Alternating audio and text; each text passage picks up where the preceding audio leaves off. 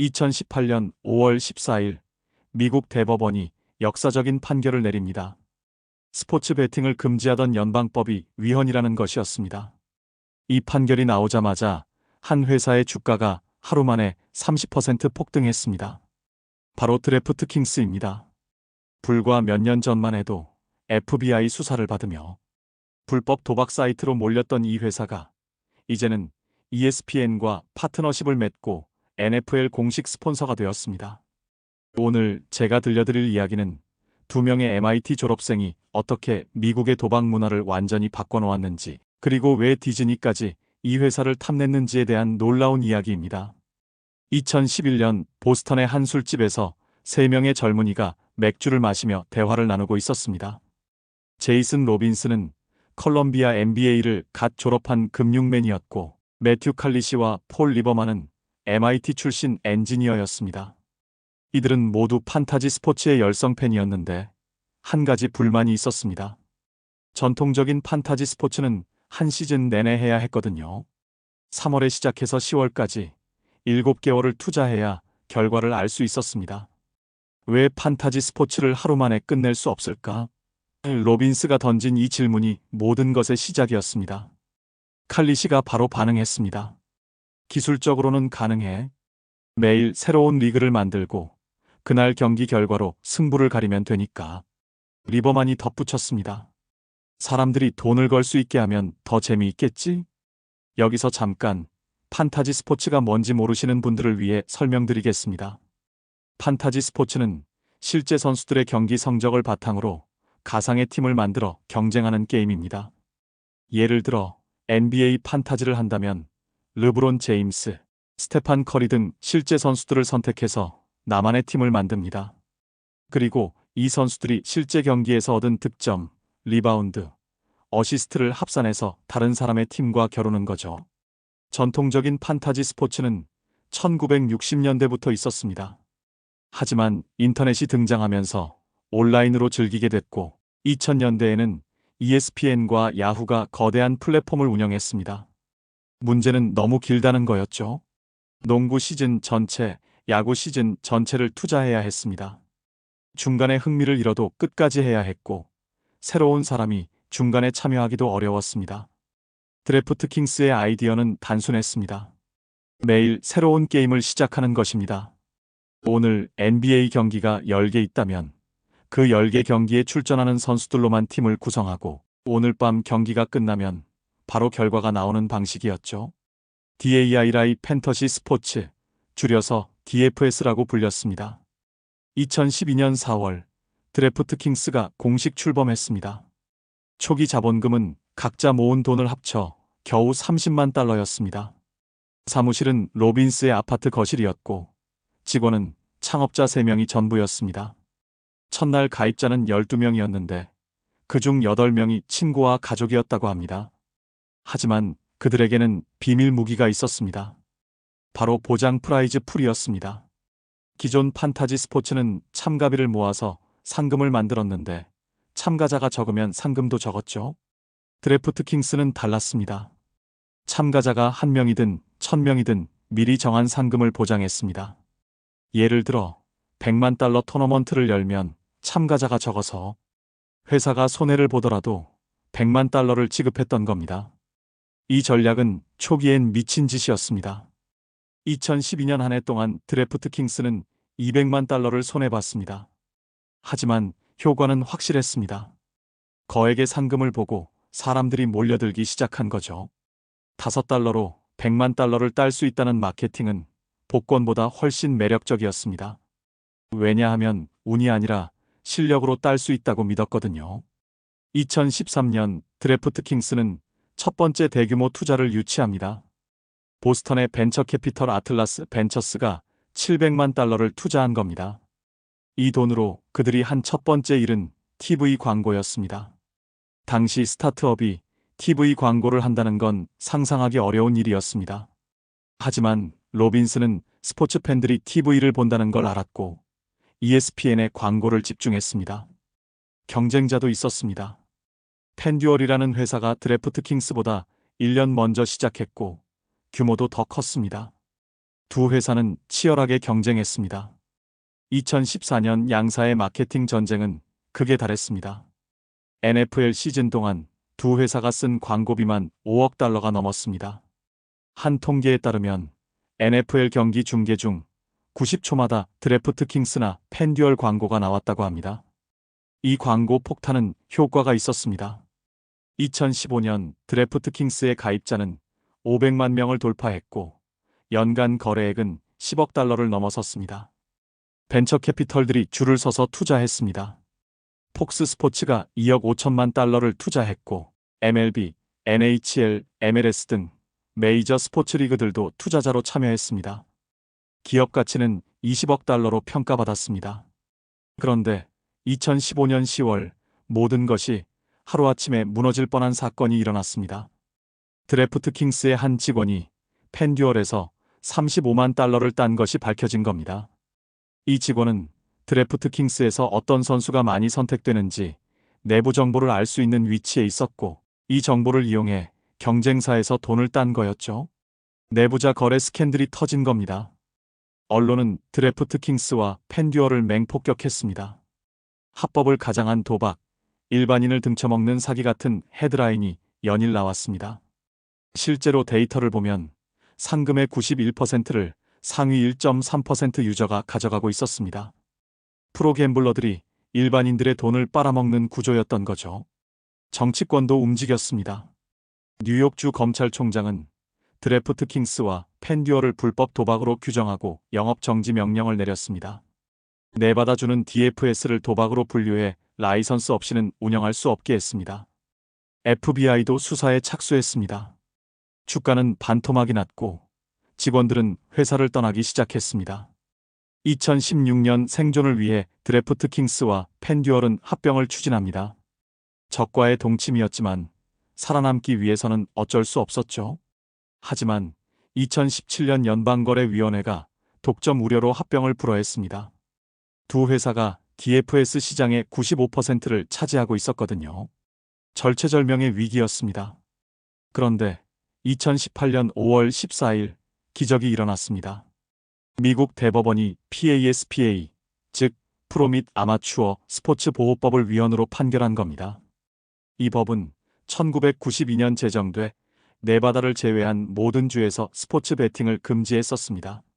하지만 뉴저지 주가 이 법에 도전장을 내밀었고 7년간의 법정 싸움 끝에 승리한 것입니다. 판결이 나오자마자 드래프트 킹스는 준비해둔 플랜을 실행했습니다. 판결 당일 뉴저지 스포츠 베팅 라이선스를 신청했고 3개월 만에 첫 번째 스포츠북을 오픈했습니다. DFS 회사에서 합법 스포츠 베팅 회사로 변신한 겁니다. 이미 500만 명의 가입자와 브랜드 인지도를 가진 드래프트 킹스에게는 완벽한 기회였습니다. 스포츠 베팅과 DFS의 차이를 설명드리면 DFS는 여러 선수의 성적을 조합해서 경쟁하는 거라면 스포츠 베팅은 단순합니다. 레이커스가 이길지 셀틱스가 이길지 총 득점이 200점을 넘을지 안 넘을지에 베팅하는 거죠. 진입 장벽이 훨씬 낮고 결과도 명확합니다. 2019년 드래프트 킹스는 또 한 번의 대박을 터뜨립니다. 다이아몬드 이글 애퀴지션이라는 SPAC과 합병을 통해 나스닥에 상장한 겁니다. SPAC 상장은 당시로선 혁신적인 방법이었는데 전통적인 IPO보다 빠르고 확실했거든요. 상장 첫날 시가총액은 38억 달러였습니다. 타이밍이 완벽했습니다. 2020년 코로나가 터지면서 모든 스포츠가 중단됐을 때 드래프트 킹스의 주가는 10달러까지 떨어졌습니다. 하지만 스포츠가 재개되자 폭발적으로 반등했습니다. 집에 갇힌 사람들이 온라인 베팅에 빠져든 거죠. 2021년 3월 주가는 74달러를 찍었고 시가총액은 300억 달러에 달했습니다. 이 시기 드래프트 킹스의 성장은 경이로웠습니다. 2020년 매출 6억 달러에서 2021년 14억 달러로 2배 이상 성장했습니다. 월간 활성 사용자는 100만 명에서 200만 명으로 늘었고 베팅 총액은 50억 달러를 넘어섰습니다. 주별로 스포츠 베팅이 합법화될 때마다 드래프트 킹스가 가장 먼저 진출했고 시장 점유율 1위를 차지했습니다. 마케팅도 공격적이었습니다. 2021년 슈퍼볼 광고에만 3천만 달러를 썼고 연간 마케팅 비용은 10억 달러에 달했습니다. NBA 레전드 마이클 조던을 이사회 멤버로 영입했고 주식까지 지급했습니다. 톰 브래디, 타이거, 우즈 같은 스포츠 스타들이 브랜드 앰버서더가 됐습니다. 가장 놀라운 건 2021년 8월에 있었던 일입니다. ESPN이 드래프트 킹스 인수를 검토한다는 소식이 전해진 거죠.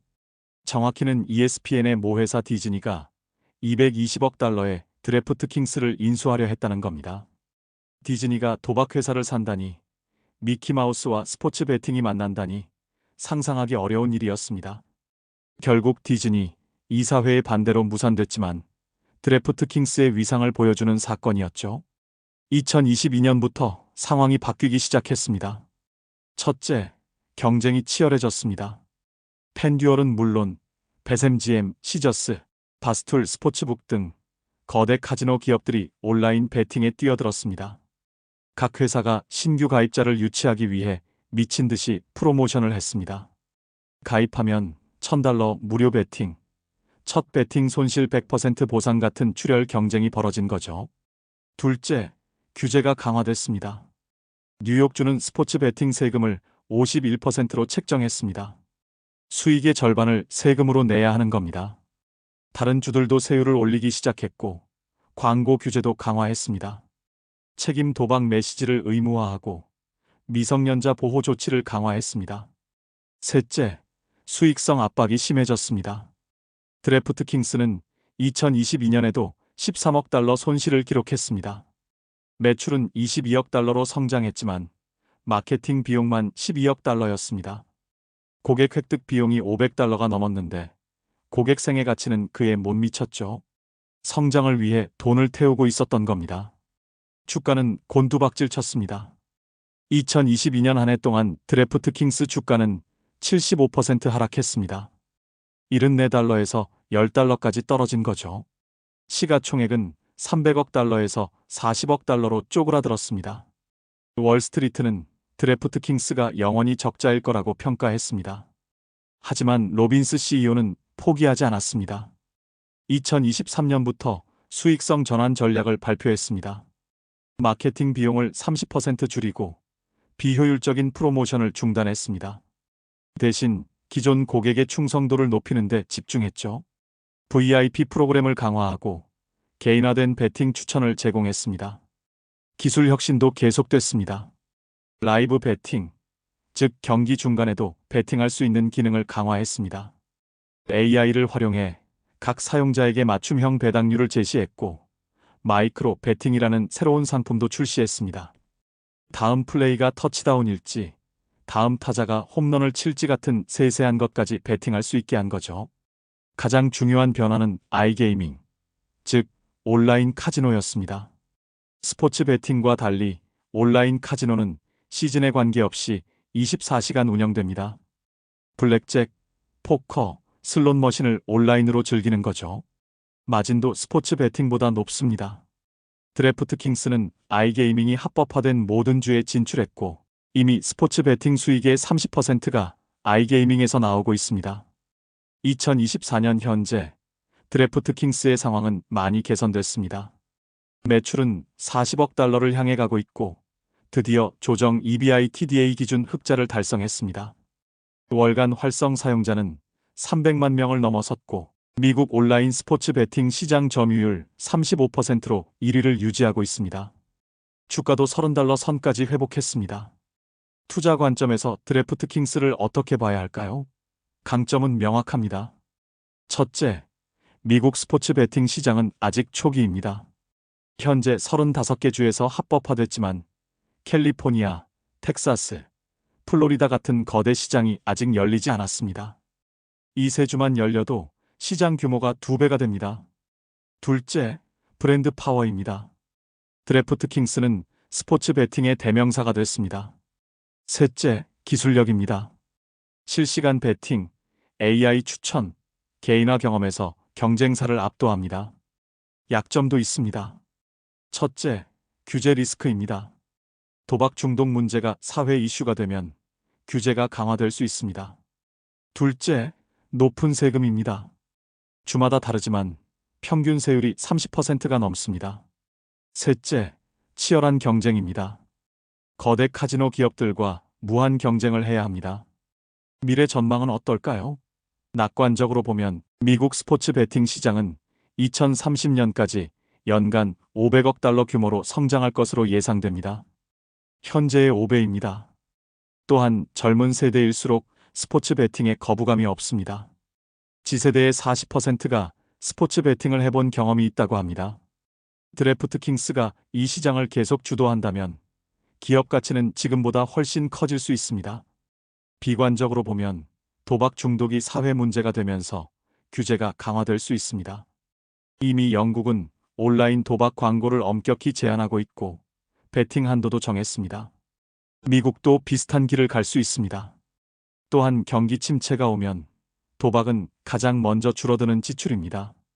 개인적으로는 드래프트킹스를 하이리스크 하이리턴 종목으로 봅니다.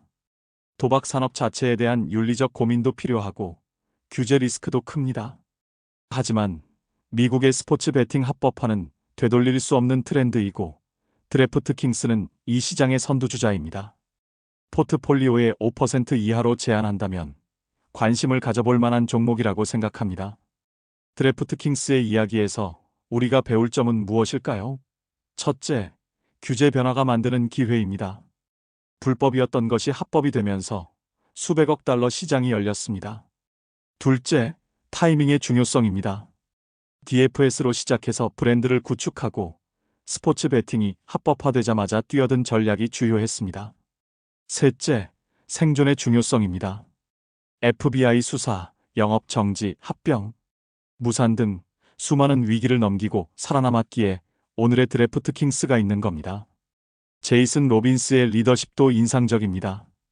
금융맨 출신답게 숫자에 강하면서도 규제 당국과 싸울 때는 전투적이었고 위기 때는 유연했습니다. 2016년 펜듀얼과 합병하려 했다가 실패하자 바로 스포츠 베팅으로 피벗했죠. 2022년 주가가 폭락했을 때도 수익성 전환이라는 명확한 목표를 제시했습니다. 도박이라는 산업에 대한 논란은 계속될 겁니다. 드래프트킹스는 이것을 엔터테인먼트라고 주장하지만 비판자들은 취약계층을 착취한다고 비난합니다. 실제로 도박 중독으로 파산한 사례들이 늘어나고 있고 미성년자 도박 문제도 심각합니다. 드래프트킹스가 장기적으로 성공하려면 성장과 책임 사이에서 균형을 찾아야 할 겁니다. 흥미로운 점은 드래프트킹스가 단순한 도박 회사를 넘어서려 한다는 겁니다. NFT 마켓플레이스를 시도했고 e스포츠 베팅도 준비하고 있습니다. 심지어 예측 시장, 즉 선거나 경제 지표에 베팅하는 것도 검토 중이라고 합니다. 스포츠 베팅을 넘어 모든 종류의 예측 플랫폼이 되려는 야망을 품고 있는 거죠. 앞으로 드래프트킹스가 어떻게 될까요? 10년 후엔 미국의 국민 앱이 될 수도 있고 규제의 벽에 막혀 성장이 정체될 수도 있습니다. 하지만 한 가지는 확실합니다. 드래프트킹스는 이미 미국의 스포츠 문화를 바꿨습니다.